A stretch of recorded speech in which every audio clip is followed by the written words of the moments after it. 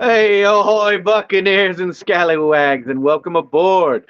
So raise your flags and wreak havoc, baby, because we're live for the Plunder. I am Derek Manic Buck Stevens. How y'all doing? It's been a fantastic week. This is Buck Dad. How you doing, brother? Living a dream, having fun, fucking around and finding out today. At least I somebody hear is. you. Look, we got to do it, baby. It's almost How you time. doing? This is the last show. First off, real quick, that we're gonna get to do before we see Buccaneers on the field. Because this Saturday, we go against the Cincinnati Bengals. And I'm actually very hyped to see that game. I'm really hyped. This is the first preseason I've been hyped. We got a really young team. It's a lot of players that are really young. It's going to impact this team, and I'm really looking forward to seeing this game. It's gonna be fun. I actually forgot that we were playing this weekend. Yeah, no, I didn't. I didn't. I'm addicted.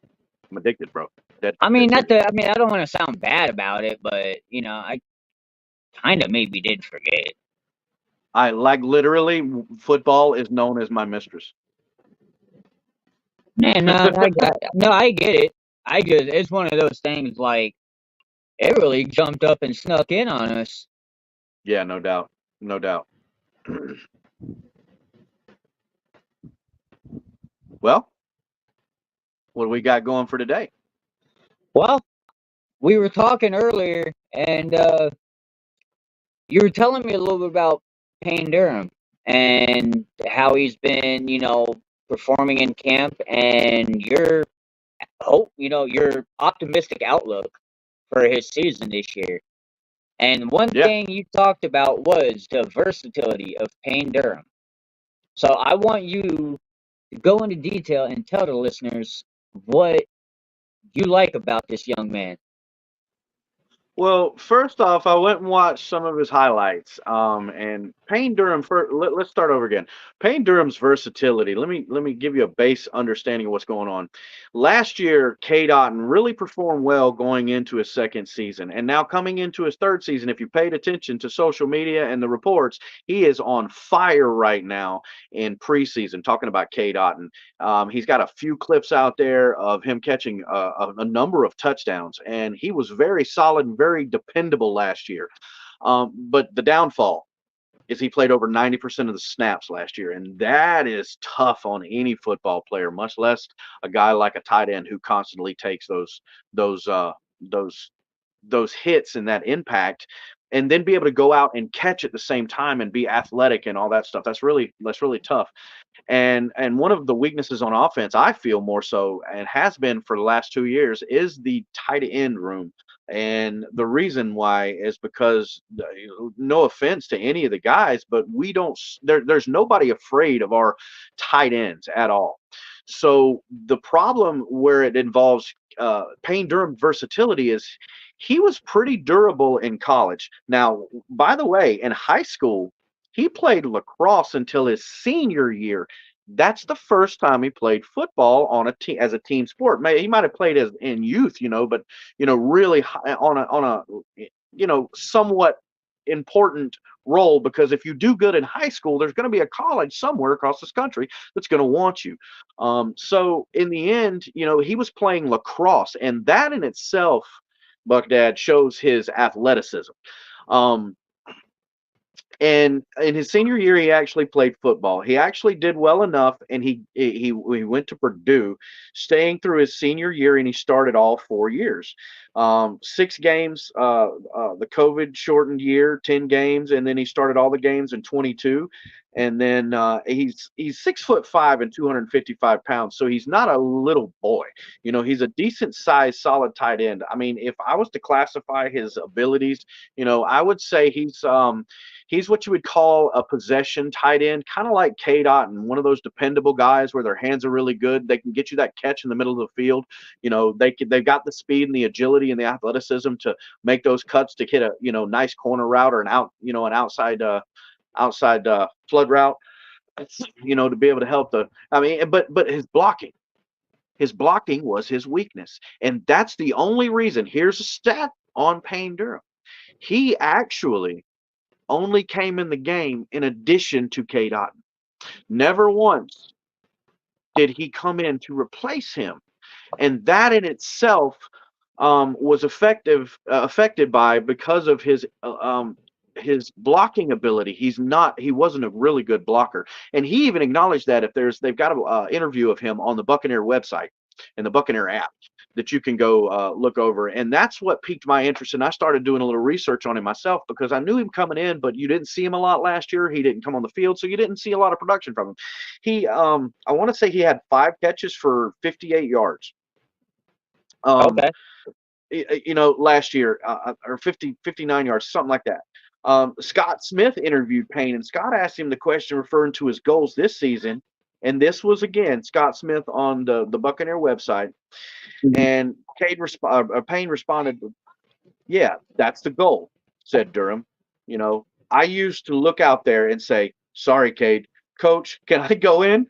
But I think this offseason, we've been rolling a lot more. That's my goal, to make the coaches have trust in me and my teammates to have confidence in me, where me and Cade are interchangeable and we can both go out there and play. And see, one of the things about that being so hard is the step up that we see with Cade Otton. That's really going to help his game even more if he can come out and get some rest a little bit more, just a touch. And not to say that he needs the rest, but that means that somebody else can come on the field and produce when we need it. We don't always need a tight end to catch the ball. We run the ball 20 plus times a game. This is my opinion. We should run the ball 25 plus times a game. I don't care what Oh we yeah. run it with. 25 is the number for me. That's the amount of times. And that being said, look, if you want to, show a little funkiness and put three wide a set, and you got one tight end, it'd be nice to be able to interchange Payne Durham and to be able to, hey, even if they So look. talking about that, do you really think Rashad White can consistently run the ball 25 to 30 times a game? Do you think? I I mean, and personally, this I'm asking a legit question. Like for everybody listening right now, I don't want it to sound like I'm taking a shot or I'm being like doing a sneak attack. But I'm generally asking, do you think Rashad White can be the bell cow back and carry the ball 25 to 30 plus times a game? All right. Now, do you let me clarify the question, because I've got two different views on it and it might be a little semantical, but Okay. are you asking me if he could do it, or are you asking me if doing that is the best thing for the team? Can he do it and remain healthy and consistent? I don't think it's a very good idea today in this game. We have 18 weeks and 17 games. They're extending. They're not giving these guys a lot of ability to get high contact in the preseason, which is a good thing and a bad thing. But there's a way to do it to where it can benefit. So now sometimes you're looking at week 3 that everybody in this locker room and in the organization is technically looking at it as now going into week 4. They're playing week 1, because Yeah. now they're getting in their groove. Now they're starting to, which is what used to be what preseason was for. And then maybe 1 week of regular season to kind of shake the cobwebs off. And by week 2, these teams were typically ready. Um, so that being said, for me, I believe he's capable of being a bell cow back if he Okay. didn't have to catch the ball as much. Because he catches the ball so much, I think that would kill him by week 15. I I'm 100% going to agree with you because That's why I I think Bucky believe Irvin's production and showing what he can do, along with Chase Edmonds, and they've got Chase Edmonds as the I number like 2 Chase. running Hey, back. you know what, bro? Chase Edmonds really came on. I'm not going to say strong last season, but he did a little bit more than I was expecting. Like I didn't have high expectations for him coming in. I He, know he was a rook. I know he's a veteran and all, but I didn't have, I guess, full expectation for him. I didn't even think he was going to remain on the team. much Well, less. to be honest with you, his production, a lot of his high production came from in the passing game. Yeah, Now, his effect in on this team is his passing game and his leadership. And Bucky Irvin, if you go back to Buccaneers.com yeah. earlier on in the preseason, after right around OTAs, they did a report on Bucky Irvin, and he talked about Chase Edmonds and how his leadership has been a huge factor in a huge factor in how Bucky Irvin's been able to transition into the Buccaneer organization and into the lineup.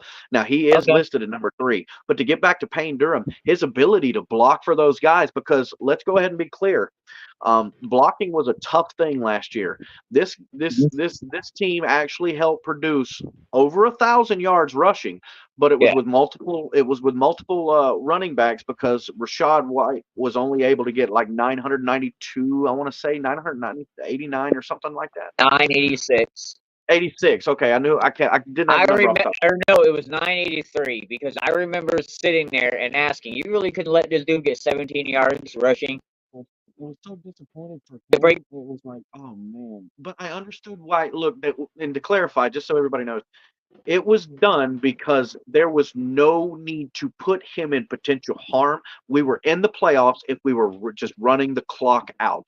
But at the same time, there's no need to take a guy who's put 1,500 plus all-purpose scrimmage yards, scored multiple touchdowns, got a few big plays. A very important part of our offense on the risk like that when we've already got the season sealed up. That doesn't make good long-term football sense. So from that perspective, on the other hand, I still think they Hey, should let him get it. bro, yeah, What honestly, can you man, name? Somebody they put in the comments. Somebody put in the comments. The last Buccaneer to rush 1,000 yards. Doug Martin. You got to put it in the comment. I am the comment. No, anyways, This might, Payne hey, Durham. this might be your show, bro, but I'm the motherfucking comments. Listen, talking about going back to Payne Durham, got Coach Peel, right? Tight end coach. He Okay. says, I grinded really hard this offseason, technique wise and strength wise. Coach Peel has done a great job really working my technique. So if we see Payne Durham a lot this year, you can really accredit it Coach Peel, right? He's been on me about it, which has, and this is a quote from him. He's been on me about it, which has really been good for me. I feel like this is in camp. I've shown how much I've grown as a blocker, and that I want to continue to do that. I still improve, and that's for sure. Payne Bowles actually stated Durham has taken the next step in his development, and I quote that. And they expect more productivity from the tight end game garnering, excuse me, more than 5 catches for in 2023, right? So blocking is going to be a high factor in how his play increases. There's no doubt about it. His pass catching ability is there. He's really got, in my opinion, he reminds me of the same type of receiver as Cade Otton. He's got the same similar size, his athletic ability. I want to say I feel like he might be a little quicker than Cade as far as his speed, but Cade's not a slow tight end. He's just not one of the most elite fast tight ends. And he's not Gronk, but he's not George Kittle as far as his agility and athletic ability. But I Hey, really speaking of feel George Kittle, we were talking about that wide receiver documentary that they got going on Netflix. Bro, go absolutely. check out George Kittle. That I dude, watched the hey, first two. I watched the first 2 episodes, and he was one of my favorites on the yeah, show bro. immediately. I listen. When Gronk came to Tampa, I think I became a huge Gronk fan.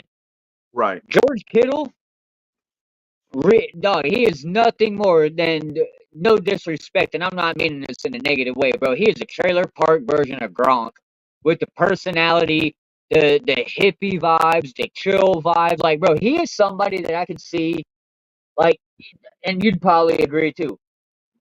Going to their house for a cookout, just hanging out, having a couple beers, and being the chillest motherfucking neighbor you got. Right. That is, bro. That's George Kittle. But all right, He go kind of is. continue. And he's a WWE fan. Go figure with that. Hey, now he might. I'm not a Niner fan, but I'm going to acknowledge George Kittle. Yeah, right. Hey, look, I got mad respect for the cat. Total. So that to close out the topic on Payne Durham, he's really, I believe. Look, I'm an underdog guy. Okay. And I like guys who start, and got to grind and got to get it from the dirt. I like those guys. And look, it's flashy and it's nice to see a guy just come onto the field and just blow your eyes away because he's so awesome on the field. Yeah. And I get that, but like I like the underdog story. I like seeing hard work pay off. I like a story. That's Yeah. part of the reason why I like WWE. So watching this and being paying close attention to him in this preseason, he is my guy this weekend. That's what's Okay. bringing that up. He is my guy this weekend. He's who I'm watching on offense. On defense, I was on the Peter Blake show last night. I called in and talked, and we chit chatted a little bit about the Buccaneers. And he actually asked me the question. And on defense, I'm actually watching the cornerbacks. I want to see what kind of production we're going to get from those cornerbacks that 3, 4, 5, 6, and 7. Because from what I heard, there will be no Buccaneer starters tomorrow Saturday night. Okay. I don't believe there's going to be any starters, and I don't think there should be until at least week 3. You run them in for a couple of series, 2 or 3 series in the first quarter, and get them out, and then let them go into week 1. They might even let them play half. You never know. But I wouldn't push it too hard. It just depends. But for me, I'm watching Payne Durham on offense, and I'm watching the cornerbacks on defense. All right. So speaking of tight ends, I know we were talking about this. Do you believe that our tight ends will be used more this season? Because last season, I don't have the numbers in front of me, but we didn't use tight ends very often last year. Not in the passing game. From what I've heard, we've run a lot of 3 wide receiver sets.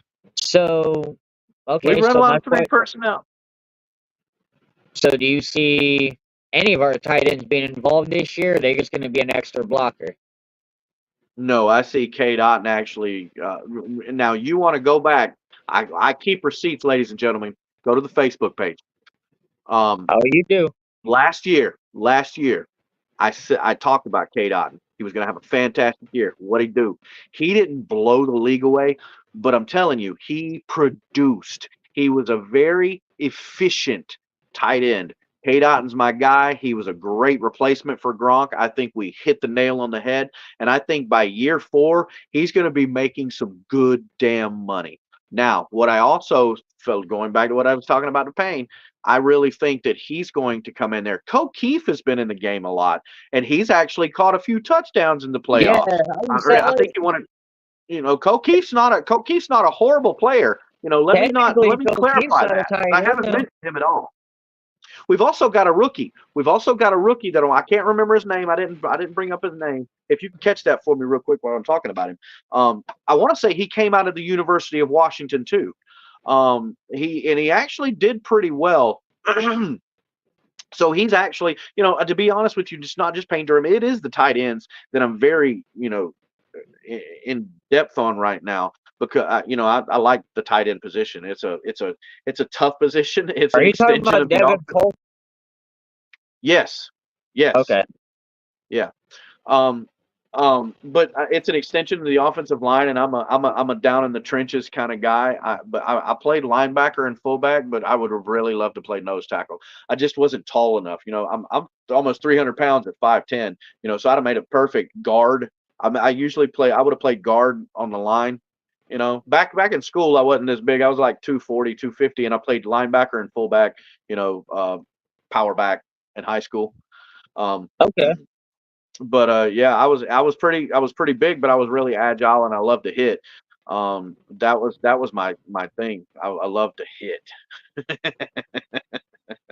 Well, I got something you can hit real. And let me rephrase this because it's about to come out really really dirty. You, I got something you can go ahead and tackle real quick, and it's Okay. the disrespect of the rankings to our Tampa Bay Buccaneers. Let's talk about it real quick. Oof. 99. Okay. Okay. The disrespect, Okay, I don't buy that.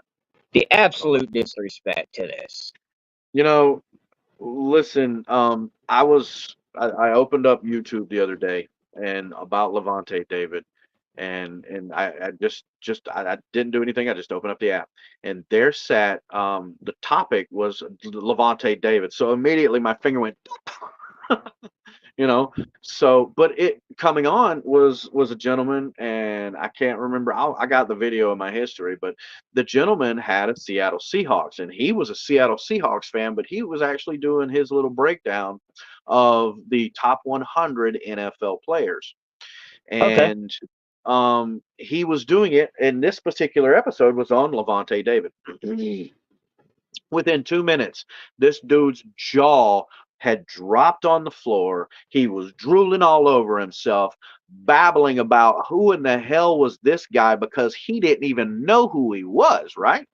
As far as the player and what he actually, gave to the team, and provided to the game of football, and what he did on the field was, I mean, what he does on the field is way underrated, but who that guy is in that locker room and in this city is phenomenal. That cat is one of the most liked players in the history of the Buccaneers, bar none. And as far as I'm talking about organization and the fan base, I don't know anybody that does not like Levante David. Now, liking Look, doesn't make you a great. Now, hold on real quick. Liking doesn't make you a great player, but the stats, that's what proves the pudding. What were you about to say? stats? We want to talk about stats? I mean, maybe. You want to talk about Look at them stats? stats, bro. Tell me with a straight face that Levante David ain't one of the best outside linebackers in the NFL. Tell me with a There's straight face that if it wasn't for Levante David, Devin White would have been exposed in 2019. Exactly the way he's going to get exposed in Philly. Talking about we miss his absence. Fuck Devin White, bro. What leadership did he bring? Yes, that man won a Super Bowl with us. Yes, he did his thing in 2020. let's Women go over lie, some men. stats. Hey, Let's go women over some lie, stats men real lie. quick. Money. Hey, numbers don't lie though, bro. Devin White went downhill beginning in 2021 after that Super Bowl. And if it wasn't for Levante David, bro, we'd have shipped his bitch ass out forever ago. Go ahead. Look, I want to make one thing perfectly clear. I don't know who offered what to Levante David, but what I do know is he wanted money, and he made it clear. If you watch the Pivot podcast, and that's a podcast with Channing Crowder, who, if you pay attention to WDAE radio, What's shout going out to on, them D? because I listen to them. I listen to them all the time. Um, he was on a few weeks ago. He did a comedy show. He's actually pretty funny. Channing Crowder, that is. But Ryan Clark, he's actually somebody Oh, that I bro, actually Channing Crowder's enjoy. the shit, bro. Yeah, I'm telling you, bro. He had When a I heard comedy about it, show out here a couple weeks ago, man. Wish I'd have yeah, gone. that's what I'm talking about. Yeah, he was on WDAE. He actually went downtown and was personally putting up flyers on people's cars all Yeah, downtown. hey, Passed out like yo, and 10,000 of not them. even gonna lie, I work caddy corner from the Tampa Theater. Okay. I wish, I wish I could have seen that man either walk into my store or see that dude in downtown. Like I wish I Yeah. could have crossed paths with him, bro. I would have loved to have just met the dude for 30 seconds, man. Mm. I'm not a Right. Gator fan, but bro, that might be my Gator. Yeah. It's Well, hard to, getting yeah, back I'm to still having a getting back stomach saying that. getting back to what I was saying about Devin White. He Okay. took a 1 year prove it deal because I'm almost positive somebody offered him. It was more than one team that offered him. He's got ability. It's he needs to come in. And the reason why I say that is and I'm not going to talk about anybody and their injury. You know your body better than anybody, and I can't tell you. You can't tell Yeah, me. Okay, so let's just put that aside. Okay, yeah. Injury he aside, had, he had a foot injury. It came against Philadelphia. He talked about this on the Pivot. Ryan Clark, the Pivot. Go watch that podcast. yeah, It was an hour interview. It was actually really in depth, and it gave me a different perspective. If you sit back and you watch it and you know football, then the knowledge of really what you might not know the details of things, but you know what they're doing behind the scenes is typical. Now, yeah. what he did is got hurt. Let's back up. The preseason, he and his agent said that he was going to push the Buccaneers to um to basically trade him. Now, what that was in his hopes doing Hang on, was go to, rewind on that though. Why was he wanting out? What was he wanting hold on, contract stop. wise? Stop. That was not discussed. That was not discussed. And I'm not going to talk about that because that's hearsay and I don't know no different. No, what I am going to talk about is what he said out his mouth and I heard, and I can tell you where to go find it. What he said, and I'm paraphrasing here. In this Yeah, conversation, I'm paraphrasing. But basically, what he said was he and his agent had a conversation and they were going to ask for a trade to push the Buccaneers, all right, to push the Buccaneers to either bring him to the table to get this contract done and get him some money. There was no number that I heard in this conversation, right? Okay. okay. Now, what he and that his intention was to get them to bring him to the table. That's what he wanted. He wanted to stay in Tampa. He said there was already a huge piece of property he had already looked at, and he was kind of, in a manner of speaking, gloating about how when he got paid, he was going to be able to do all these things, and that's all he was thinking about. That's what he was talking about now. Now, what had happened moving into the season, he knew when he had the mentality, he felt like he had the mentality to go out and dog it out. He was playing for a contract. So obviously Yeah, a player in that position wants to go out and play their best. He wanted a Pro Bowl year. That's what his goal was last year, was all pro, and he wanted a Pro Bowl. Okay. So now that being said, you go into the season in week 3, he injured his foot. He got yeah. he got double blocked by DeAndre Swift, and he had a high foot sprain or something like that, or It's mid a foot high sprain, ankle sprain. mid foot sprain, mid Yeah, foot sprain. Okay, okay. it was a mid foot sprain. Now, and he talked really good about Coach Bowles and his relationship with Bowles and how he was a father figure, and that's not an uncommon topic. He's actually said that for years. Him and Bowles got along really well. But now he also talked about how coming into his injury, him and Bowles had talked and Bowles told him, I really need you, you know. And that's because we still had youth and those guys out there that really hadn't shown at that time that they could come in the game and produce. And we really needed that. That was really critical last year, for Okay. those inside linebackers to come in and actually produce. And so, mind you, that when he was on the verge of being ready. I can't remember what game it was, but he was on the verge of being ready to come back, and he never said his name. But Jason Light, in my opinion, is the gentleman he was talking about, referring to in this interview, and talking about how Jason Light, when Devin White told him he wasn't playing that game, he sat out. He wouldn't Yeah. suit up. Remember that game? That was when it all broke down because Jason Light was not pleased with that, and he acknowledged that. Now, he didn't state Jason White's name. He said that person. He referred to him as that person. He didn't state names, and I can respect that because he's not I'll trying to give a cause little bit of drama. respect for that. He's not trying to cause no drama, so that's a Yeah. that's a plus over here. So he goes in and basically he says coming in, he's had conversations with guys from the locker room, and they do miss him because he went now to his credibility. We talked about what we talked about last year and how he was so bad in the locker room, blah blah blah blah blah blah blah. He went to a brand new team who was 2 seasons off from a Super Bowl appearance, right? And then what, Okay. 4 seasons off from a Super Bowl championship. Okay, you More know, than that. more than that, five or six. Um. Anyways, moving on. Now I would say Devin White will be 4 years out of a Super Bowl. No. Anyway, my point is, he went to this team who look. Philadelphia is a credible team. Let's Yeah. not misstate it. You know, they're a really a very competitive team. They're full of talent. Do they still got He Reddit? went to a team. He went to a team full of superstars and full of talent, but he is one of three players on the leadership committee. Okay, All right. Now, Jalen I want Hurts, to say AJ this Brown, then. and him. I want to say this then. Because bro, I had respect for Devin White.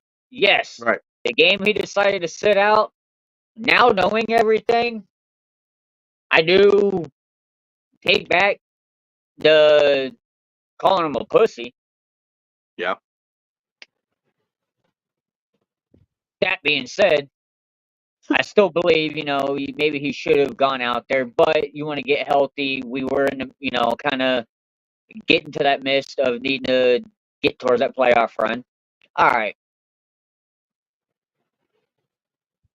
I hope that with Devin White going and doing that prove it deal in Philly, I do hope he shows up. I hope he shows out. I don't wish anything ill will on him, bro. Unless we're playing against him, I wish him nothing but the best. Yeah. Thank you for your service. Thank you for helping us get a Lombardi. You not gonna say we're great. You didn't suck. You showed us what a middle linebacker of a hybrid nature can do. You Oh yeah. made it exciting. I will give it that. I have nothing negative to say on it. All that aside. Well, my stance on that situation, to be very clear, I got Yeah, nothing but the utmost respect for the guy. I do hate that it turned out that way. I believe, again, going back to what we said in the pre-show, I'm not going to talk about your injuries and how your body, or the yeah. beginning of the topic, and vice versa. But at the same time, excuse me, at the same time, the injury he had, and that's one of those nagging. If you know anything about a foot injury, it's a nagging injury. What he wanted was to be healthy so he didn't hurt himself to a point where he could not actually get out there and produce so he can get the money he wanted. So, getting back to stats and Levante David, um, look, the first thing that this guy pointed out in this video about Levante David was the fact that, okay, I'm going down this list. 2023, okay, all the way to 2012. And I'm doing combined tackles, a total number of combined tackles in the Yeah. season, right? 134, 124, 97, 117, 123, 120, 101, 87, 147, 146, 145, 139. Okay, 2 years out of So these, 2 years now, out of I was 11 about to years, say 12 years, he's those only two got under years, 200 tackles. and those 2 years that he was under 100 tackles, Google it to double check. But I guarantee you, those were the 2 years that he was hurt, that he missed time, that You know, we didn't coincidentally, I'll have tell you him. both of the other running the linebackers that those years, Quan Alexander, former LSU middle linebacker, and Devin White. Now, now that was just the combined tackles. Okay, sacks 4.5, 3, 2, 1. He's the 2017. He didn't get any sacks. That was the only year he didn't get any sacks. One Okay, was the least amount. He actually had 7 in 2017. Right. okay. Okay. So let me say this really quick then. Levante has shown me over the last few years that he don't need to rush the quarterback at this point in his career. He's not that guy. I love Levante David as that run stopper and as that coverage linebacker. Yeah. I love it.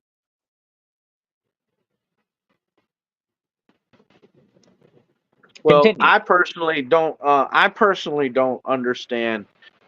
I mean, for me, this ranking is kind of painfully. I'm not saying the guy's like in the top 50. I don't necessarily think he needs to be ranked there because look, there are there are 32 football teams in the National Football League. Okay. There are 53 men on every roster. To make that number, can we get a number check of what that is? Can you multiply that and figure that out for me? But that number is massively large, right? Yeah. Try to figure out the best 100. That's not an easy task. Now, mind you, this specific picture was taken off of NFL.com, and it is part of the NFL Top 100 Players list. Now, that is compiled as a players vote. These are players voting on players. These are the guys that really know the game. But again, you get me and you, and we're voting, and you pissed in my cornflakes, then you know what? To hell with you. I'm not voting for you, jackass. That's why, to some degree, in some sense, because look, the rivalries is a real thing, y'all. This Oh football is a yeah. real thing. So that being said, and at the same time, nobody's perfect. There's nothing perfect, so you can't expect every player in the NFL to have a class of integrity, right? So, but it also brings up something real quick. It's a segue. What I just said should be a perfect segue to something that's not a really important ranking. Okay, but Rashad White, we were talking about him earlier. Now, if you go compare the numbers, and I made a post about it, so you go look on my page and you scroll down, you'll see it. Well, It's a pick. hang on, before you hit that segue, Yeah. we still got to finish this segue because there's still disrespect. Oh, show me. There's still fucking disrespect. Okay. Levante David, first off, better than 99. That should be I his personally overall. think. Hey, speaking of Madden rankings, this might be biased, but that should be his overall Madden ranking. That's a little biased. But look, I personally think between 75 and 85 is where Levante David should be. Not too much Yes. higher, but I don't think 99 is fitting for him. Yes. Now, next one. Antoine Winfield came in at 46. Hang on, let me rephrase that. The young man who was in his fourth year just got a new contract. Super Bowl champion, about to be defensive MVP or defensive player of the year. I'm going to say that more clear. He came in at 46. He is your top ranked safety in the NFL. Absolutely. So, knowing we're going by all positions, is it fair to have Antoine Winfield at 46? Um, no, I personally don't think so. Higher or lower? I personally believe he's probably in the top 30 in the league. Now, if you want to give me, I'll give you a comparison. I'm Um, going to say top 25 because I like where you went with it, when but I'm going top to say when top 25. Derwin James was at his peak a few years ago before injuries started, hindering his ability to stay on the Antoine field. And that's his. Winfield's still better. Oh, without a doubt, he's I, way better, way I just better. wanted to put that there. I'm a Florida State man, but I ain't got no problem saying that, none whatsoever. He's to me, Antoine Winfield Jr. is way better because As, he's way better at being an all around as a non teammate. FSU fan, as a Bama fan, I was really wanting Eddie Jackson in Tampa, Right. but I was also wanting Kayvon Merriweather, but we'll go another route with that. That being said, I'm glad we got Antoine Winfield. I'm glad we passed on Derwin James because I wanted him. Oh, I did When too. he came up, bro, I was one of the ones questioning why the hell we took Vita. Or no, was that no? That wasn't the year we took Vita. Wasn't that the year that we Oh, took Vernon Hargraves? yes, That or no, not Hargraves. OJ Howard. That was the OJ Howard draft. the OJ Howard draft. Yep, because I What year was remember that? sitting there, I remember questioning why the hell, when we needed a safety at that time frame, we took a Oh tight end. yeah, yeah, yeah, yeah, Because yeah. that was when Cam Brate was starting to emerge. Yep, yep, That was yep. also, we had a tight end room that wasn't stellar. Right. Yeah, OJ Howard wasn't bad, bro, but let's be truthful. The man got hurt in his first 2 years. Actually, I think first three. Right. Man had season-ending injuries for the first 2 years of his season. Missed part of the third. Not, I get it, injuries happen, but I still would have taken Derwin James. Right. Today, I am proud that we got Antoine Winfield over Derwin James because that's the future right there. Yes, absolutely. Well, listen to some stats we got on him in Okay. 2023. Now, first off, I'll do last year's, but I want to do a career because this guy, he should retire a Buccaneer. Period. He That's my better. He better now. He started retire all the a games. Buccaneer period. He started all the games. Okay, so he started 17 games. He had 76 total stack or tackles. 64 of them were solo.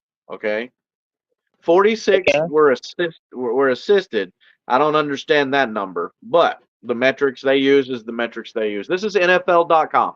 Okay, all right. He had 6 tackles for loss, and his 57 yards for his tackle for loss in the 6 tackles. He had 6 sacks, 6 as a safety. He was not afraid to burst into that backfield. And that was one of the things that made me love his play last year and his aggressiveness. That actually shows Todd Bowles' aggressiveness too, because those calls come from Todd Bowles. He had 48 yards on the tackles for loss. He had 8 QB hits, 6 forced fumbles, 3 interceptions. And if everybody wants to talk about his plays last year, the most important fumble of the year came on Antoine Winfield.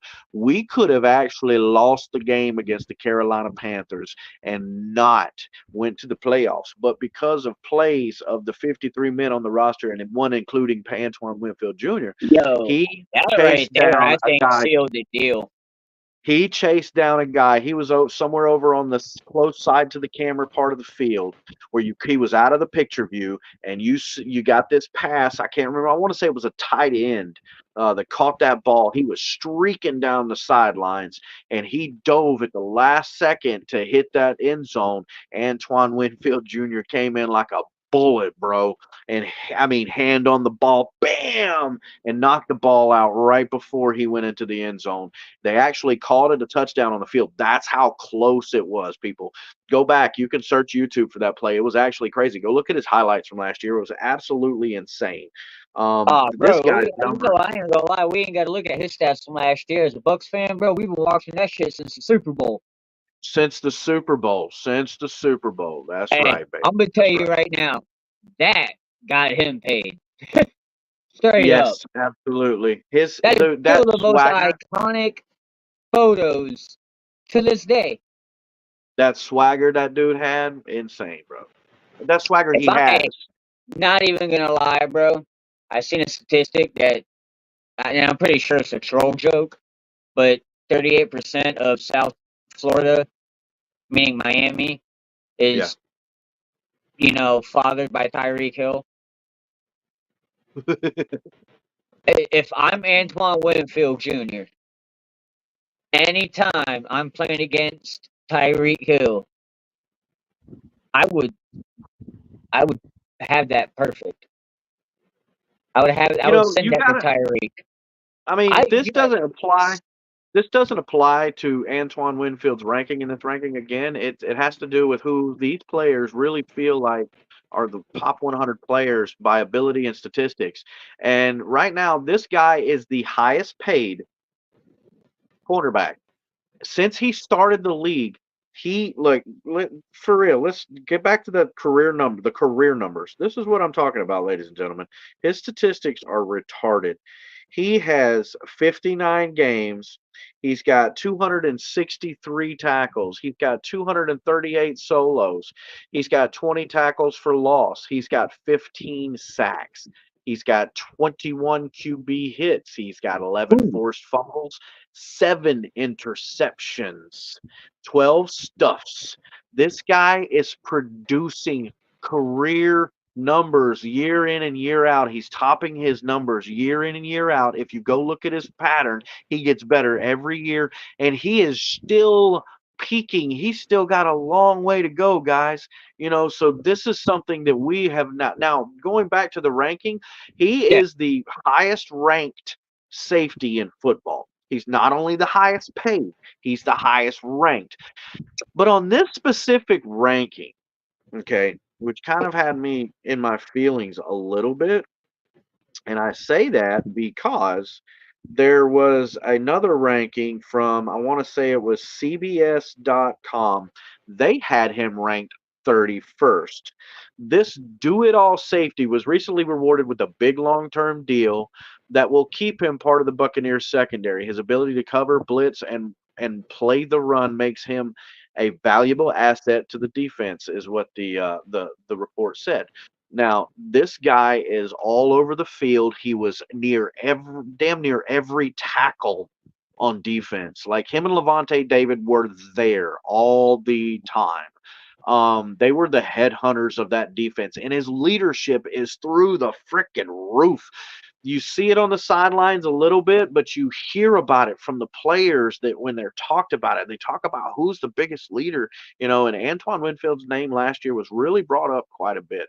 So I think he deserves a little bit higher than this, and I think that NBC or CBS.com ranking is a little bit more on point. I also don't understand how he's 46 and you got Kyle Hamilton higher. That seems like a popularity contest. The disrespect. Do we got any more disrespect? we actually got a question. Okay. Do you Is believe Antoine Antoine Winfield plays out the entirety of his contract as a Buck? absolutely 100%? All right, Absolutely you know 100%. what? I'm not. I can't I say believe he yay or nay. retires a Buccaneer. That's why I had to ask you. I believe he That retires a Buccaneer. do you believe so? Yeah, I do. Look at what look Look, at what we're I, building I, here. I We I'm talked not about this disagreeing. on the Okay, show. so hang We on. talked about this on the show before. Leroy Selman, Yeah, Rondé Barber, yeah, Levante David, Mike Evans, yeah. Antoine Winfield retires Bucks. That I believe automatically should be your Mount Rushmore that you were talking about.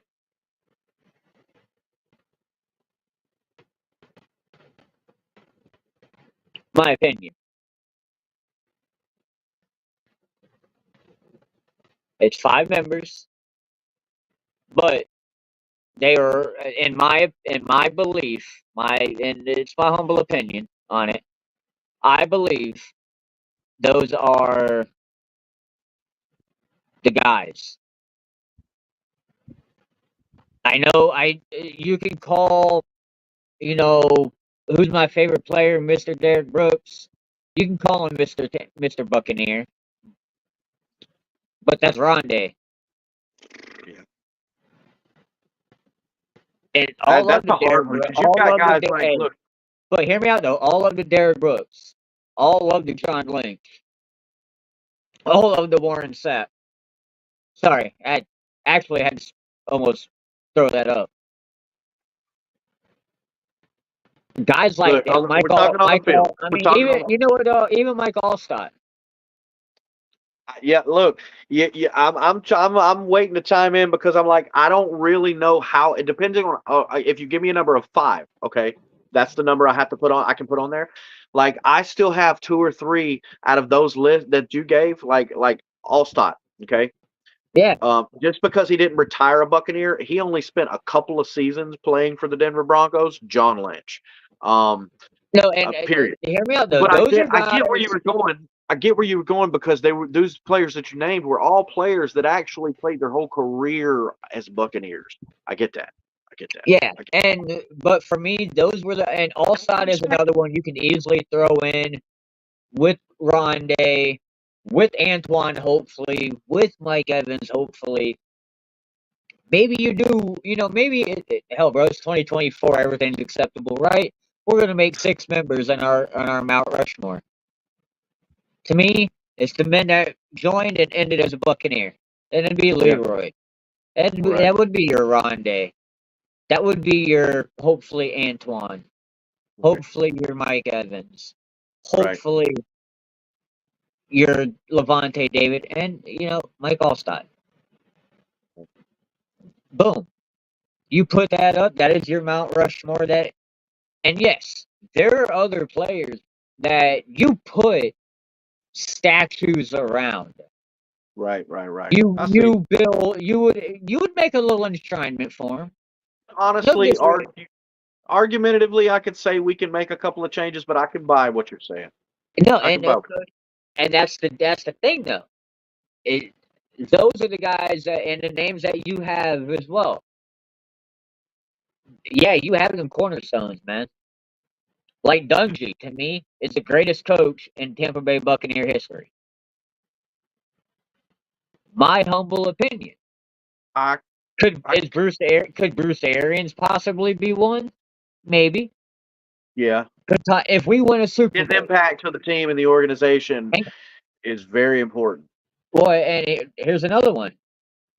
If Todd Bowles wins the Super Bowl as the head coach, as the Bucks head coach, could he be the greatest Tampa Bay Buccaneer coach of all time? One was as a coordinator, like Monty Kiffin got to, and rest in peace to Monty Kiffin. I Amen. wish Monty could have had that opportunity to be the head coach. That is the one mulligan I wish I could do and be a part of that front office and make that call.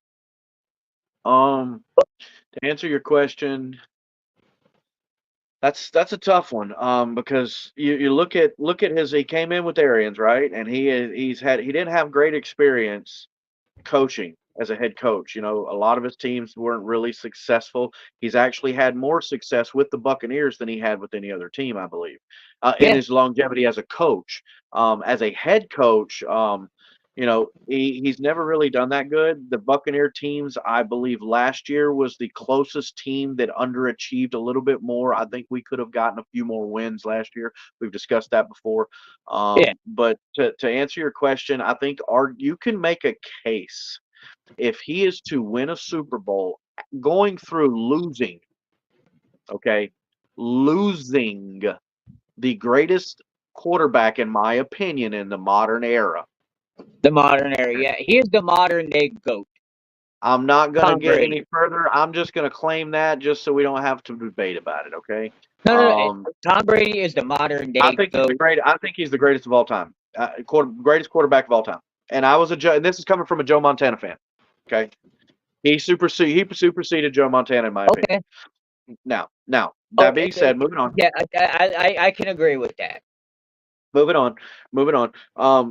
I think he makes an argue, can make an argument for Todd Bowles to be possibly the greatest head coach of all time because he worked under Arians as a coordinator. He ran the defense. The defense is a humongous reason. Now, let's not get twisted. Tom Brady slung the ball all over the damn field that season, okay? He came to Hey, Tampa but Bay it's easy to do when you year. got that fucking defense backing you.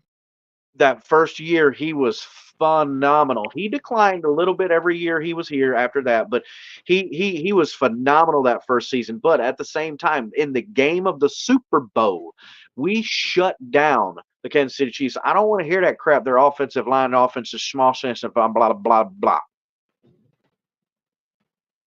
You Sad. played to win the game. Okay, moving on. Absolutely. So things happen. That's just part of football. I mean, it's just unfortunate, but it's just part of football. Nonetheless, moving on. you can make a case for Todd Bowles the way he's carried this team over the last few years since Uh-huh. Bruce Arians left, right?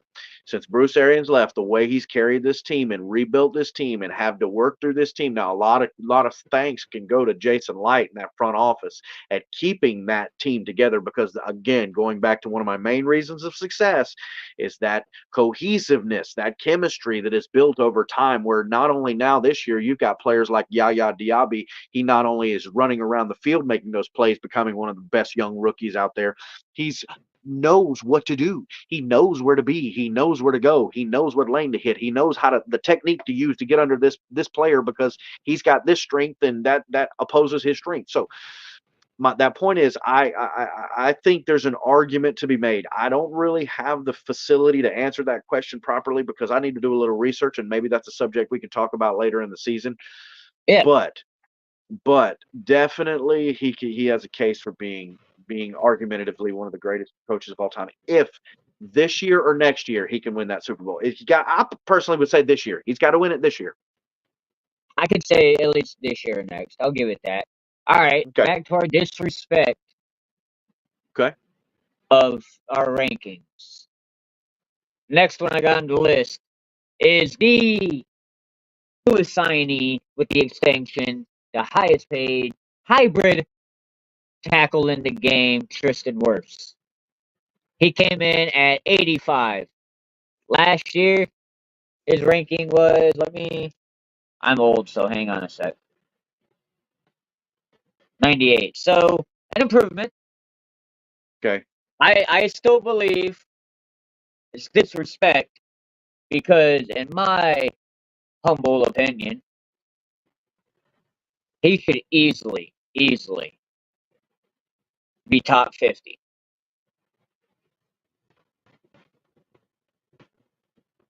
Okay. Easily. You said that easily twice. Okay. That makes what I'm going to bring up first. First off, this dude in college broad jumped out of the shallow end of a swimming pool. I say shallow end, but he was every bit up to his waist. Okay. Hey, I don't give a fuck what part of the pool you're in. At the height that he is, being He able to jumped jump out out of that water that way, and landed bro, flat footed. Box jumped. box Yes, that's the jumped. best description. He box jumped onto the deck of the pool from an in-ground swimming pool. Absolutely nuts. Bananas. Now, now he went to Iowa. Okay, they breed them. We've said this again. Those Big Ten teams, they breed these young, big, massive Cornbread brutes that fed we. motherfuckers. Yeah, bro, absolutely. But Tristan Wirfs, and let me say this about Tristan Wirfs. If you've listened to any of his interviews, he is the most humble guy that you could actually talk to. He is loved by everyone. There's actually a shot when he signed his contract to become the highest paid left tackle in the history of the NFL. Few last week, I think it was. He actually was shown hugging the offensive coach, the head coach. He's loved by everyone. His best friend on the team is Chef Baker. He's got a beautiful family. He just had a baby recently. Him and Baker Mayfield are new fathers for the first time I'm about going to at it say, bro, together. hey, I'm about to go hang out with the new pops of the team, bro, next month because I'm about to have me the new boy. Absolutely, and I can't wait for that. We'll have to get a cameo on the show. Now, so what I was going to say Bro, is he's gonna be podcasting from day one, bro. Tristan Got, Wirfs. Okay, got goo goo. God. Now let's pull up Tristan Wirfs. All right, he is a big, massive dude. He's 6'5", 320. Again, he went to Iowa. Right. All right. He was drafted 13th in the first round. Okay. Now his stats, like his stat lines, he's played every game he's played in. All right. This is his fourth season he's coming into, and he just got his fourth see, they didn't even let him play his contract out. 90, I mean, like most of the time things like this happen, it actually happens to the point it affects they usually get it in between they try to get him on that 5th year option and get him to extend it out. And like this is the kind of guy you got to lock up before you give him any inclination that you're not ready to lock him up. And let me go over these stats. Okay. Okay. Um, he Total sacks. Or total sacks allowed, I'm sorry. And I'm what, pretty, 3? I was going to say, let me know. Let me know how close I am. They're all zeros, bro. He got 3. He got 3. He's given up 3 sacks in 3 years, right? And he's played the elite. I mean, he's played elite players throughout his career. He's played He's Myles Garrett. protected the most elite quarterback in the game, bro. You think Tom Brady's gonna have now? Granted, he played right tackle. What happened is last year he was moved to left tackle. And if you don't know how important left tackle is, go watch the movie that portrayed Michael Orr about how valuable Ooh. Hey, the ooh, left ooh. tackle. I No, get where no, you're no. going. I'm I talking get where about you're how going. valuable. No, I get where you're going at with it. But I ooh, know where you're going too, but at the same time, how important, how valuable the left tackle is to absolutely. the Hey, quarterback. Ask Joe Theismann how important he is. I mean For Baker's. real. What, Now Mark that's Rippon? now. Hey, hang on. That's not Baker's blind side. So Tom Brady got his blind side protected. It's only fair that Baker's getting his blind side protected. Absolutely, And absolutely. I, Now that being said, that transition, you're only the elite of the elite to be able to do something like that. Now, and to that get is back to why your question, he is the highest paid hybrid tackle in the game. not only that, but I also did. Now, again, let's go back to the CBS comparison, okay? Because this is what I compared a lot of these guys to. He made a smooth transition, smooth like butter, smooth transition from right tackle to left tackle last season, continuing to be a dominant offensive lineman. I didn't write this shit. He wants to be paid like it too, which is why he missed some offseason. And let me clarify that. He did not play because there was no point in risking his future because of a couple of practices that, to be fair about it, this cat don't need. Yeah, Because it they ain't like he knew really needed it. I stated it. I told you on an episode of Pancakes and Power Bombs on a Monday. By Thursday, when I ran my show, The Plunder, I would be announcing he got his contract. And what No, and happened you did. Thursday morning? And No, Thursday and you morning, I did. did that. And the reason Hear why me out he though. held, hold on, the reason why he held out of practice is because he knew they were that close. Well, and let's put it out there, because when we talked that Monday, we all even understood it was dumb to put him out there. We had thought he was not holding out, but limiting himself per se Absolutely. because of that same Absolutely. reason. Now, coming to find out, that was an agreement between him and the team because they wanted to work out that deal. They Yeah. had said, Yeah. "Hey, we don't want you getting hurt.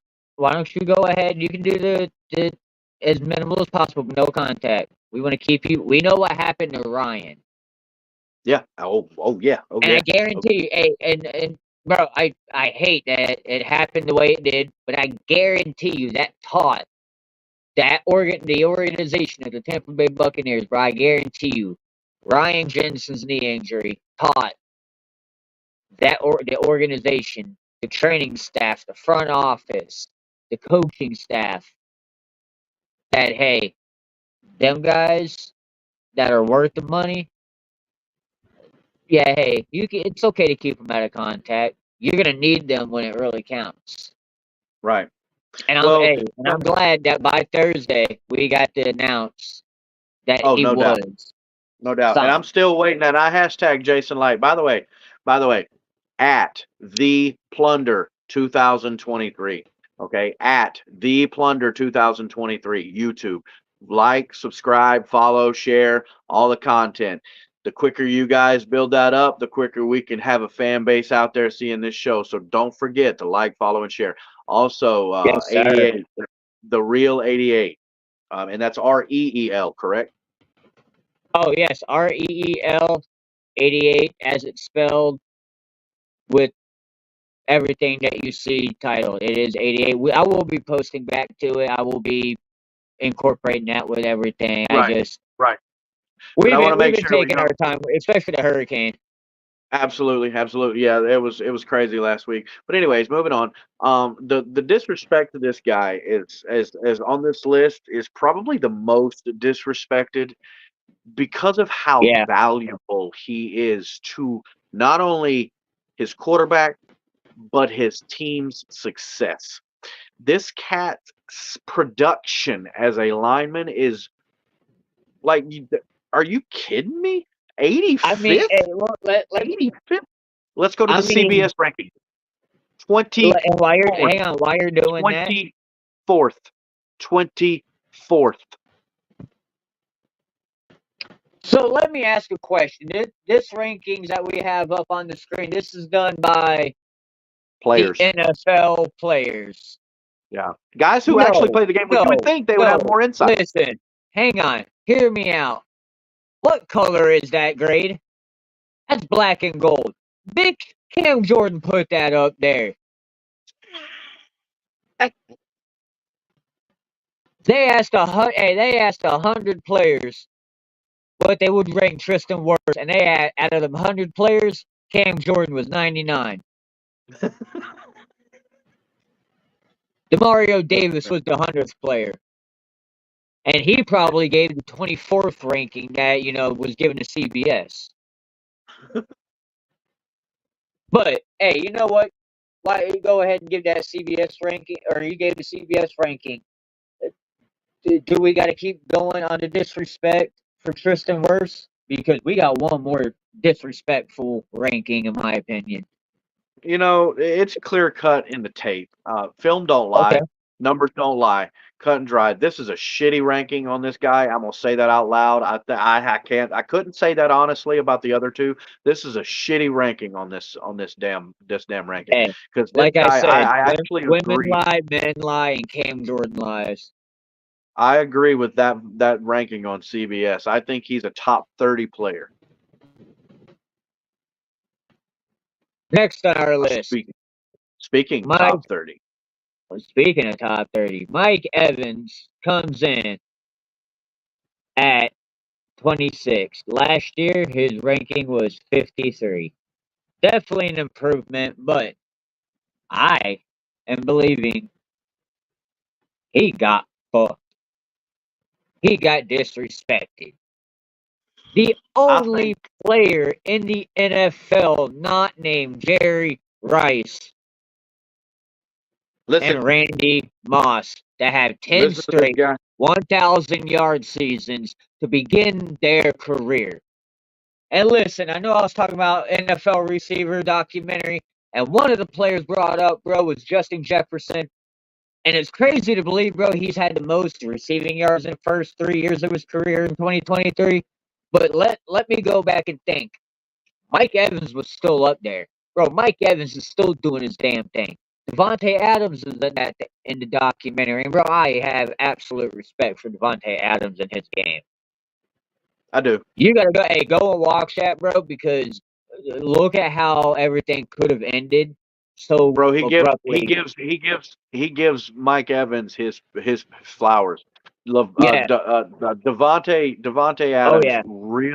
really gained my respect with everything you've heard about the guy, everything you've seen. Because Respect. he's a Hey, really passionate. respect knows respect.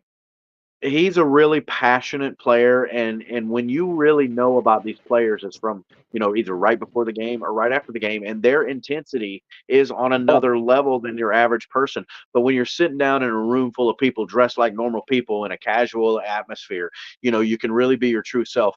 He was really showing me what kind of individual he was, and the amount of respect he put on Mike Evans's name is it was a blessing to hear that one of the elite guys, and this is a ranking that this is a guy who's ranked elite all the time for the last since him and Mike Evans came in the league together, and Yeah, they've had him in the top.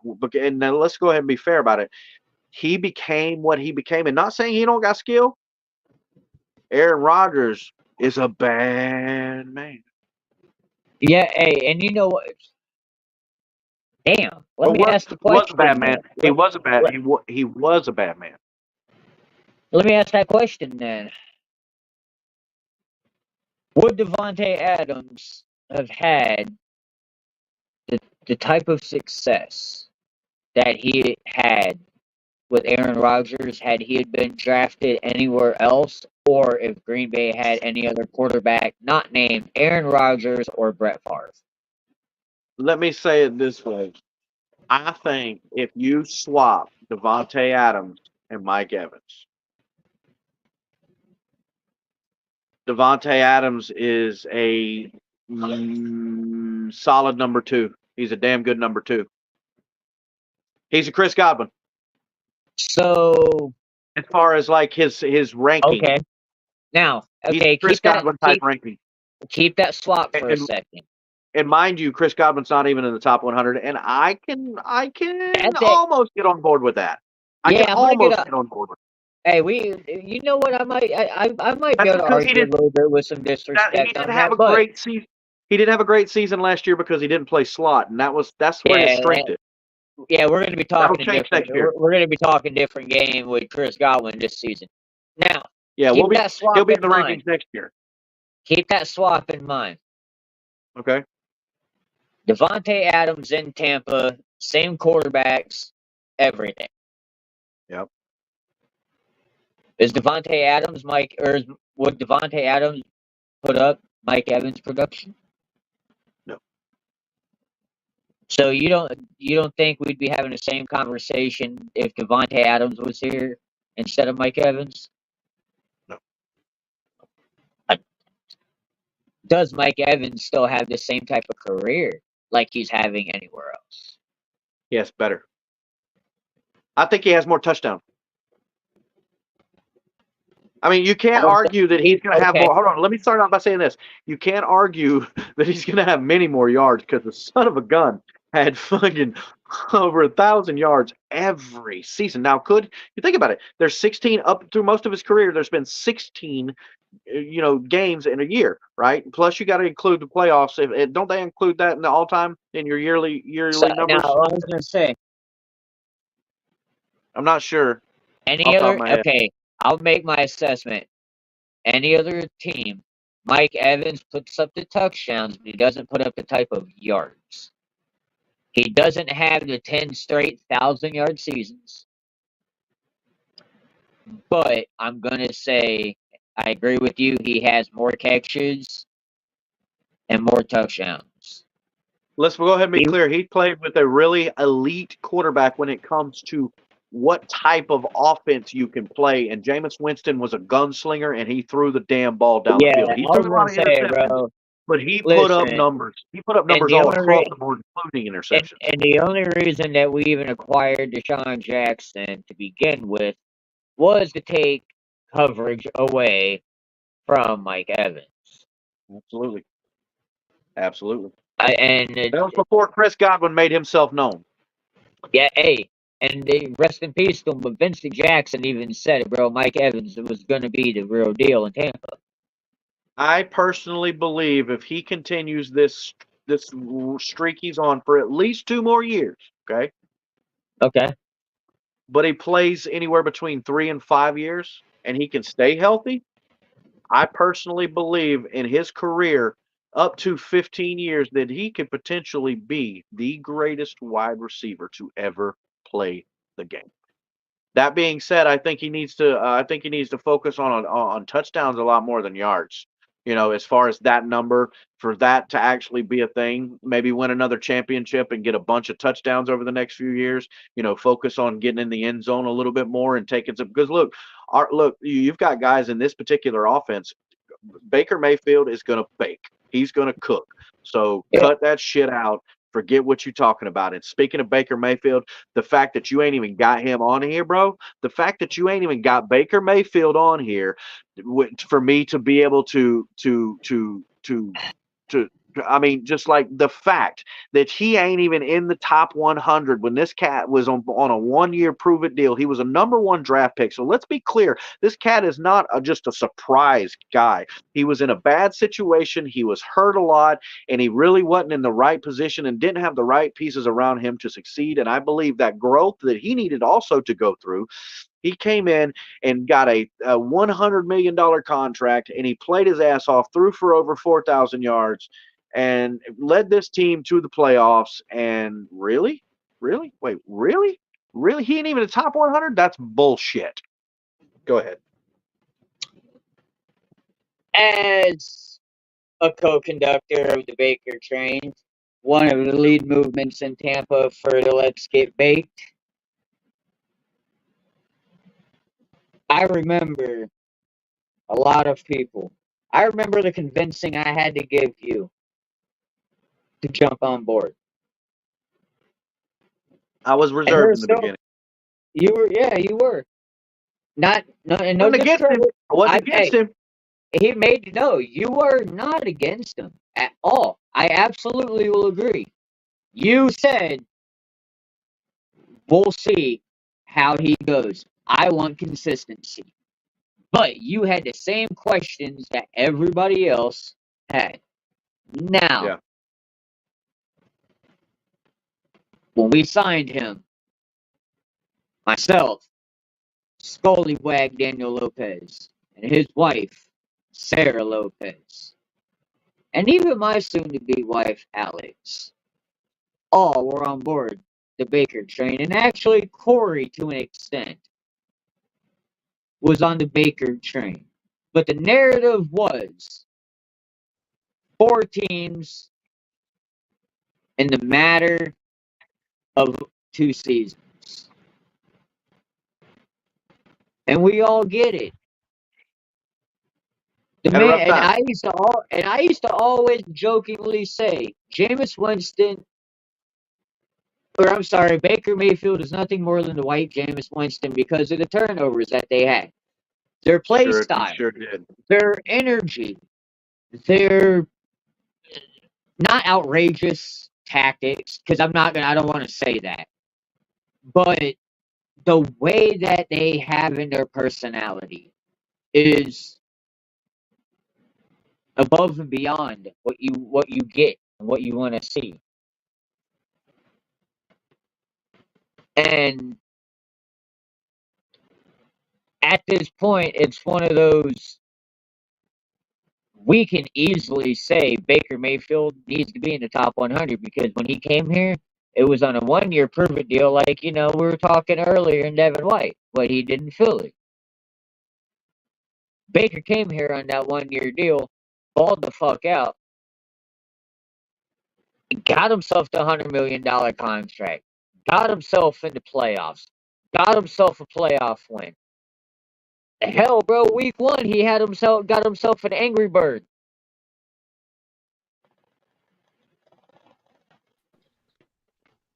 Ah, we have Double Derek. I don't know what But happened there. as I was talking to your sideways self, Okay.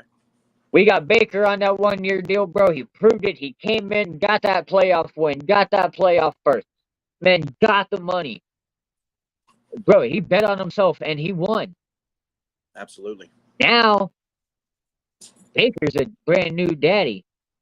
That gives him a little bit more incentive to go out there and do great things, bro. So absolutely, Baker got fucking robbed with the NFL top 100. Him and Tristan Wirfs were probably the two biggest robberies in the whole conversation, in my opinion. But again, that just what that's a segue to, guys. And we've been Buccaneer fans for a long time. I've been a Buccaneer fan since '95. We haven't had the respect for a lot of superstars that we've had along the years and a long time. And I believe that with the way the culture, which is a subject we've talked about here recently, being changed the way it is and the type of culture it is, Tom Brady, he not only come in here and played great, but he helped change the direction of this organization. And you gotta believe that the future is looking bright for the Tampa Bay Buccaneers. But when you've got these players out there and they're putting up numbers and they're doing their thing and talking about numbers and putting up their numbers, Rachaad White was not in the rankings that I seen that were put out. Was a top 20 ranked running backs. Okay, and there was one specific running back that stuck out to me. Okay, it was who was it? I think he was ranked number 6. Was it? Do you have the paper or the Which picture? paper? The picture of the Christian McCaffrey with Yeah, the we'll talk about it. who was number 6 on that list? Etienne, Travis Etienne. Okay, he was number 6. He was, what was his ranking? 84 90. or 90? 90. Okay, his ranking was a 90. All right. Now the rankings by Madden is done. They go out. They have scouts that go to training camps. They go to OTAs. They go to practices. If you think of the combine, that's pretty much what these guys focus on, and they grade these guys based off of that, and they multiply that to some formula with the production that they had the previous year to come up with these Yeah. rankings.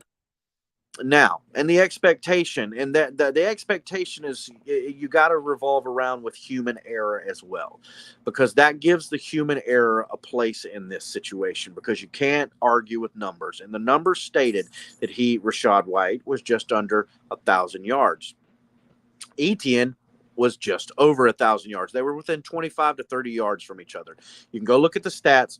Well, I was gonna say, let me read the list then. I'll go ahead and read it. Go ahead. There's 18 players on the top running backs in Madden 25 this year. And here I'll give you the name and I will give you the ranking. Okay. Or the rating. You got Christian McCaffrey in 1 with a 99 overall rating. Second, you got Nick Chubb with a 96. Third, Derrick Henry with a 94. Fourth, you got Saquon Barkley at a 92. Fifth is Joe Mixon at a 91. Sixth, as you were talking about, you got Travis Etienne coming in with a 90. Seventh is Josh Jacobs at an 89. I do believe they should have been swapped. That's on me. Fair enough. Following 8th, you got Aaron Jones at an 88. 9, you got Kenneth Walker at an 88. 10 is Isaiah Pacheco at 87, which I still think that might be a little bit of an overrated. But if he can continue, then I'll tell you right now, if Pacheco can continue the production he's doing, I mean, I can say he's a top 10 back this year. As of right now, though, I disagree that I think he's too high right now. It's too early and he's too high. Okay. And 11, you got Jonathan Taylor at an 87. 12 is Raheem Mostert, 86. 13, Tony Pollard at an 86. 14, Big Cass Alvin Kamara at an 85. 15th, you had mentioned him earlier, DeAndre Swift at an 85. 16, Breece Hall, 84. 17, Jahmyr Gibbs at an 84. I like that. That's intriguing. He could easily be top 10. Absolutely. He's dangerous. 18, you got Kyron Williams at an 84. That's where it stops. Now, before you get into it, if Rachaad White can do the same thing this year he did last year, easily he's top 15. I'd argue top 10 maybe. If he can clip the 1,000 yard mark, I can argue with that. Now, That being said, my opinion on this. Now, look, this is just another example for me. Now, I'm a little bit disgruntled because I'm sticking up for my boys. The comparison to him and Travis Etienne, they are identical players as far as the production, as far as what kind of players they are.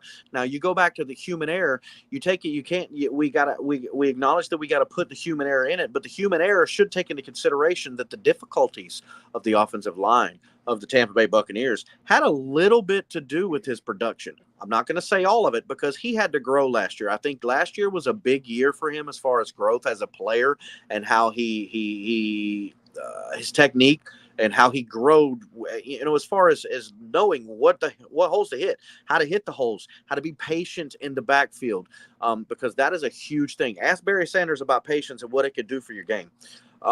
Patience is key. Now, Rachaad White is huge out of for the passing game, and we're talking about rankings of general rankings, all around rankings of the players. Nobody but Christian McCaffrey was better than him out of the backfield catching the ball last year. Nobody. So, Statistically, speaking of Barry Sanders, while we're kind of on this topic for a second, we got about 7 minutes.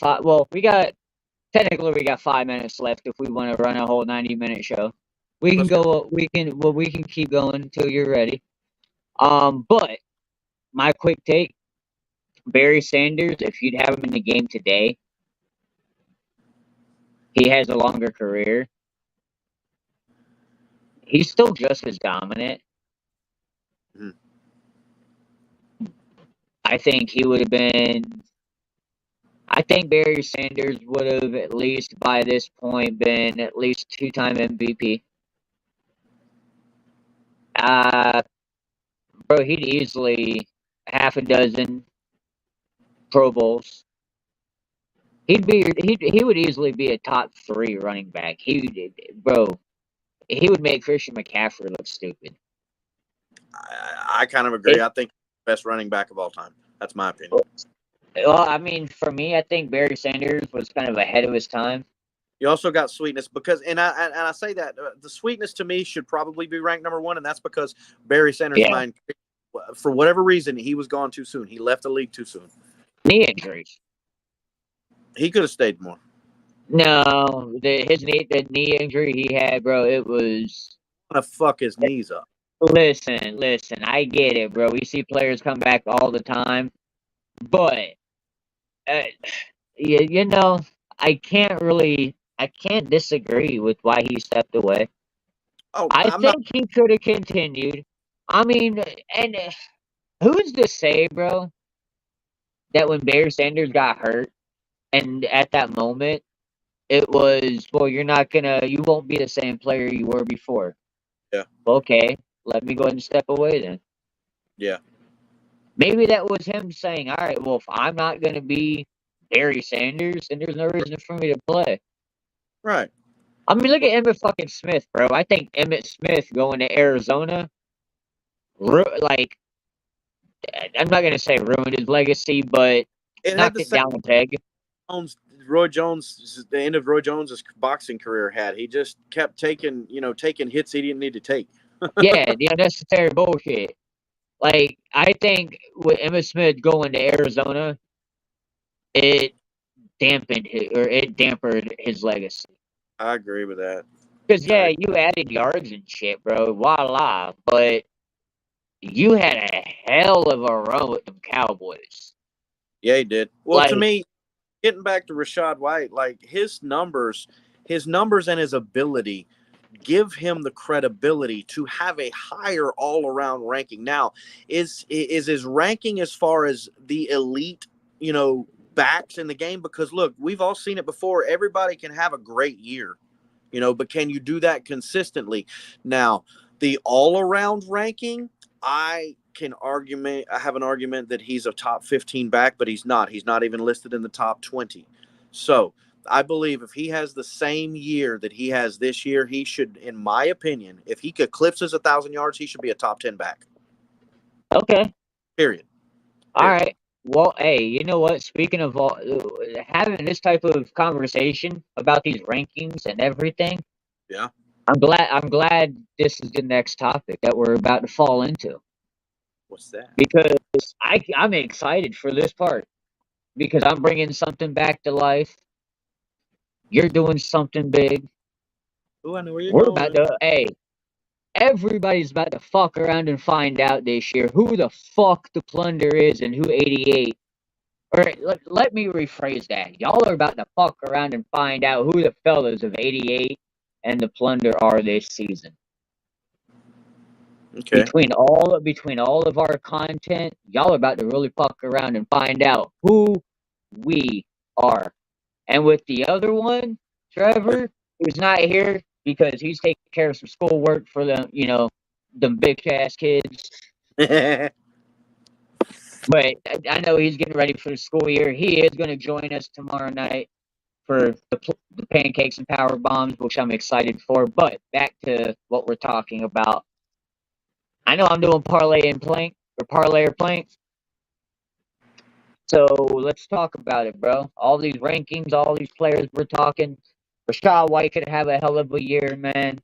Jameer Gibbs is one of the top running backs in the league. I said could easily be top 10. And for me, it's one of those you could easily put these guys into your fantasy lineup each week.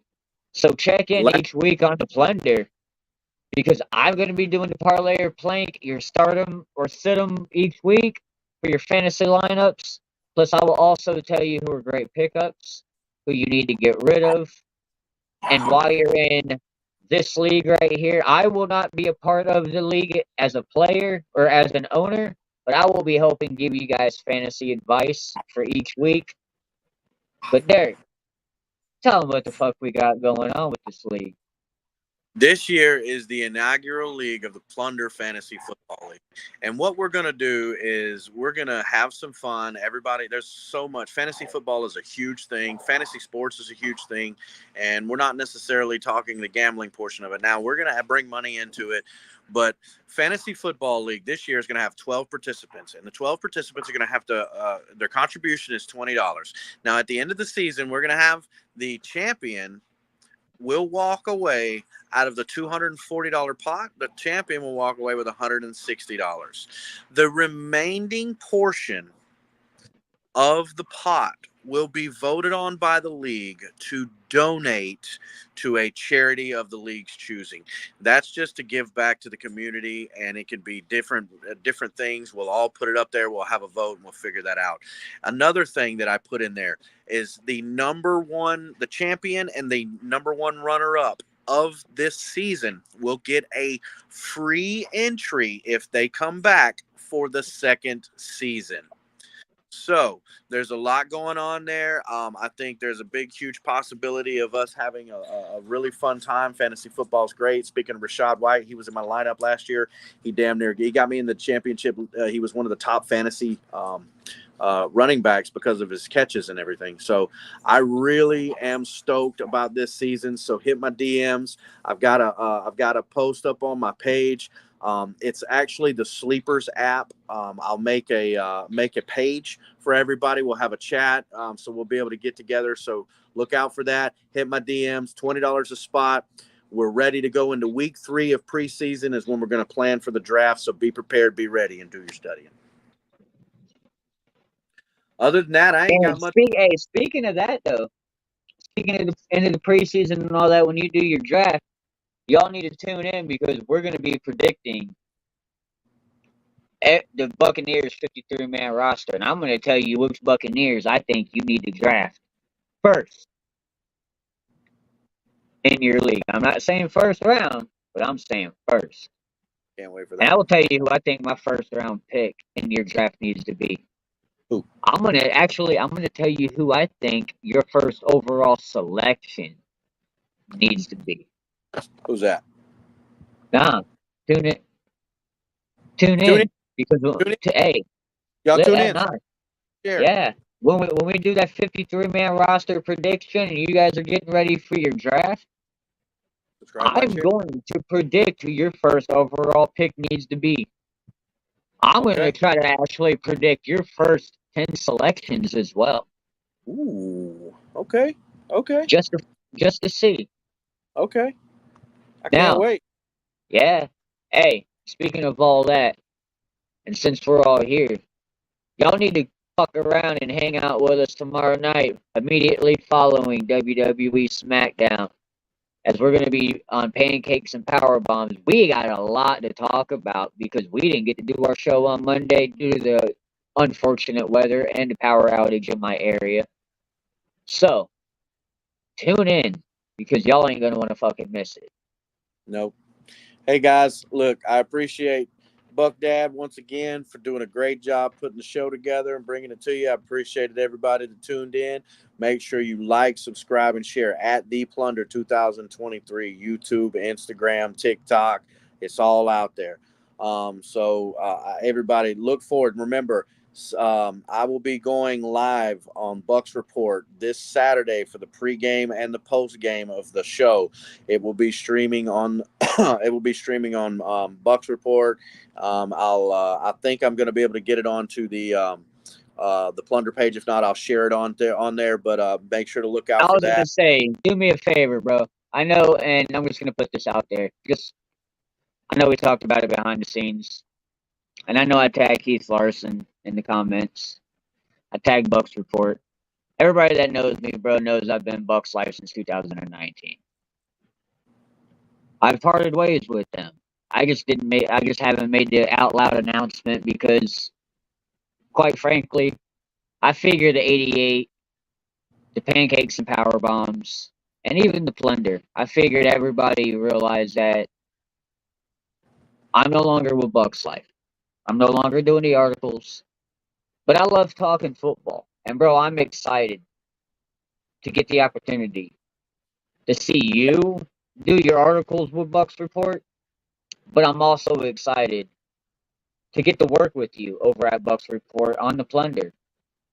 I Absolutely. appreciate Keith for extending the offer to us. Absolutely. And a big shout out to Bucks Report for extending an offer to give everybody a little clarity that I am a part of the Bucks Report right now. Where my content is going to be run through there. They're going to help push the content. I'm also going to be having articles on the website, so be sure to look out for that. And definitely, again, very thankful for the opportunity to get my platform to expand a little bit and make this the best show we can for Buck Nation and the crew. Yes, sir. Man, I'm excited, man. I know, like I said, I know some things, haven't really been great with between the group we were with and Bucks Report. Hey, That Bucks had nothing to do that. Yeah, see, best for move, me, that has nothing to do with me. They've never done anything wrong to me. the best move for the I'm all for this opportunity because at least they're willing and they offered and they're coming to us and saying, "Hey, we want to share y'all stuff. yeah, We want y'all." absolutely. They don't want. They love having writers, and we talked. I'm glad to see that you're going to be doing your articles, man. I know Yeah, I was doing mine for a while. I know we had talked earlier, bro. 196 articles I dropped in 2019. Didn't make any money off of it, which is cool. But the fact is, man, I was having fun yeah, no doubt. with, Yeah, fun. not to get into it. I fell out of love with it after a few things that went down, and that being said, I'm excited, bro, because this is gonna be fun. Bright future. New season coming up, and it starts this Saturday. This Yes, Saturday, sir. Tampa Bay Buccaneers and the Cincinnati Bengals. Until next Thursday, or excuse me, until this Saturday, when you catch me on the pregame and the postgame on Bucks Report, we will see you next Thursday live on the Plunder. We're out. Yes, sir.